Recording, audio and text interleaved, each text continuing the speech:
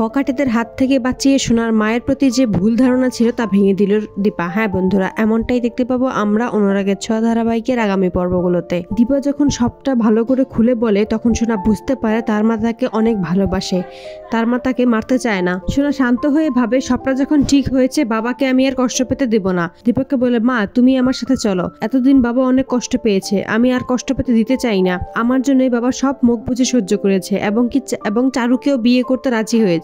মাকে নিয়ে বাড়ি এসে দেখে চারু সূর্যকে বলছে, এসএস তুমি এসজিকে ডিভোর্স দিয়ে দাও, তা না হলে আমি কিভাবে থাকবো, কি পরিচয়ে থাকবো এ বাড়িতে। এটা শুনে রেগে যায় সোনা। চারুকে এসে বলে, তুমি বাবাকে কেন জোর করছো চারু, দেখছো তো বাবা মাকে ডিভোর্স দিতে চাইছে না। সূর্যকে বলে, আমি তোমাকে এতদিন অনেক কষ্ট দিয়েছি, আমি আমার ভুল বুঝতে পেরেছি, তাই মাকে আমার সাথে নিয়ে এসেছি, এখন থেকে আমরা একসাথেই থাকবো। চারুকে বলে, তুমি আমার বন্ধু হয়ে থাকবে, কোথাও যাবে না। রূপা যখন জানতে পারে সকলে এক হয়ে গেছে, সাক্ষ্যকে নিয়ে ছুটে চলে আসে, এসে সকলকে নিজের পরিচয় জানিয়ে দেয় সেই রূপা। জয়ী রূপা জানতে পেরে সোনা জড়িয়ে ধরে বলে, আমার তোমাকে দেখলে পাতামের মতো মনে হতো, এখন আমাদের সব ঠিক হয়ে গেছে। তো বন্ধুরা, তোমরা এটাই তো চাও যেন দীপার ওপর থেকে অভিমান ভুলে সকলকে নিয়ে এক হয়ে যায় সোনা? কমেন্টে জানাও।